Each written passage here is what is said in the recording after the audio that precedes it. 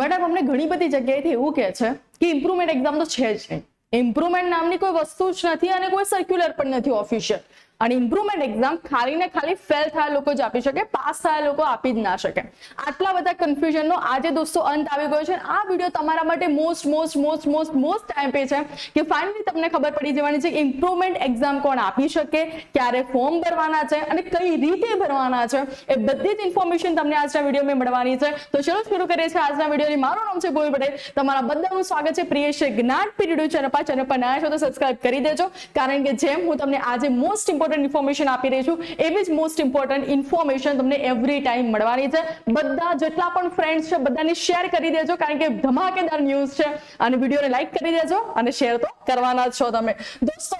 જલ્દી જોજો, આજનો જ સર્ક્યુલર છે. સર્ક્યુલરને હું ઓપન કરું છું તો શું કહે છે? ગુજરાત માધ્યમિક અને ઉચ્ચતર માધ્યમિક શિક્ષણ બોર્ડ ગાંધીનગર ધોરણ 12 વિજ્ઞાન પ્રવાહ એટલે સાયન્સ થી ઉચ્ચતર માધ્યમિક પ્રમાણપત્ર પરીક્ષા ફેબ્રુઆરી-માર્ચ 2025 માં જે લેવાઈ હતી એમાં કયા વિદ્યાર્થી ઇમ્પ્રુવમેન્ટ એક્ઝામ આપી શકે? મોસ્ટ ધ્યાનથી સાંભળજો. જે વિદ્યાર્થીઓ 1 થી કે તેથી વધુ વિષય યા ફિર વિષયોમાં ગેરહાજર હોય, મતલબ અનફોર્ચ્યુનેટલી તમે કોઈ પેપર નથી આપી શક્યા, 1 અથવા 2 કે 3 4 કોઈ પણ હોઈ શકે, ગમે તેટલા હોઈ શકે, અથવા 1 કે તેથી વધુ વિષયોમાં નાપાસ થયા હોય. જરૂરી નથી કે 2 સબ્જેક્ટમાં ફેલ થયા તો જ તમે એક્ઝામ આપી શકો, 3 માં ફેલ થયા તો ના આપી શકો એવું નથી. તમે 4 માં ફેલ થયા છો, 5 માં ફેલ થયા છો તો પણ તમે એક્ઝામ આપી શકો છો. અને હોવાને કારણે નીડ્સ ઇમ્પ્રુવમેન્ટ સુધારણાની અવકાશ ધરાવે છે તેવા વિદ્યાર્થીઓને વર્ષ 2025 ની પૂરક પરીક્ષામાં ઉપસ્થિત થઈ શકશે. એ વિદ્યાર્થીઓ એક્ઝામ આપી શકે છે. અને ધોરણ 12 વિજ્ઞાન પ્રવાહની ઉચ્ચતર માધ્યમિક પ્રમાણપત્ર પરીક્ષા ફેબ્રુઆરી-માર્ચ 2025 માં જે વિદ્યાર્થીઓ ઉત્તીર્ણ થયેલા છે પરંતુ પોતાના પરિણામને સુધારવા માંગે છે, મતલબ બધા જ લોકો એક્ઝામ આપી શકે છે. જે લોકો એબ્સેન્ટ રહ્યા હોય, જે લોકો ફેલ થયા છે અને જે લોકો પાસ થયા છે but still they want to improve there marks. Official circular છે, હવે કોઈ તમને નહીં કહે કે ઇમ્પ્રુવમેન્ટ એક્ઝામ નથી થવાની. ઈચ્છુક છે તેવા વિદ્યાર્થીઓ પણ આ એક્ઝામ આપી શકે છે. પૂરક પરીક્ષા એટલે ઇમ્પ્રુવમેન્ટ એક્ઝામ માટેનું આવેદન શાળાઓએ જવાનું છે, મતલબ તમારે શાળા પર જવાનું છે અને શાળા જે છે એ જ આખું ફોર્મ ઓનલાઈન ભરવાની છે, આ વેબસાઇટ પર જઈને કરશે. આવેદન કરવાની પ્રક્રિયા તથા ફી ભરવાની પ્રક્રિયા શાળા દ્વારા જ કરવામાં આવશે, એટલે જાતે તમારે કોઈ પણ પ્રક્રિયા કરવાની નથી, એટલે શાળાનો સંપર્ક કરવાનો રહેશે. આવેદન પત્ર રૂબરૂ કે ટપાલ દ્વારા સ્વીકારવામાં આવશે નહીં, જેથી વિદ્યાર્થીઓ યાદી બોર્ડને મોકલવાની રહેતી નથી. મતલબ કોઈ પણ તમારે પોસ્ટ કેવું કંઈ કરવાનું નથી, તમારે શાળાએ જવાનું છે અને તમારી શાળા જ તમારું જે ફોર્મ છે ઓનલાઈન રજીસ્ટર કરશે. હવે ફોર્મ ક્યારે ભરાશે? ફી ભરવાની તારીખ કઈ છે? તમને એવું લાગે કે ઇમ્પ્રુવમેન્ટ એક્ઝામમાં ફી નહીં, એવું નથી ભાઈ. જેમ તમે પહેલા ફી ભરી હતી અહીંયા ફી તો ભરવાની રહેશે.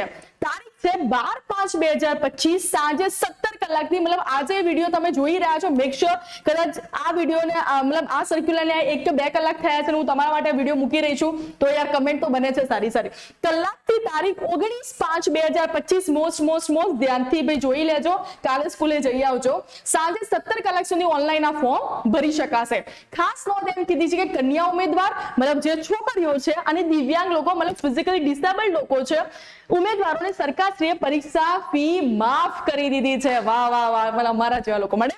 તેથી કન્યા ઉમેદવારો અને દિવ્યાંગ ઉમેદવારો પાસેથી પરીક્ષાની ફી લેવાની થતી નથી, પરંતુ પૂરક પરીક્ષા 2025 માટે કન્યા ઉમેદવાર કે દિવ્યાંગ ઉમેદવાર જે વિષયોમાં પરીક્ષા આપવા ઈચ્છુક હોય તે વિષય માટેનું આવેદન ઓનલાઈન સબમિટ કરી રજીસ્ટ્રેશન તો કરવું જ પડશે.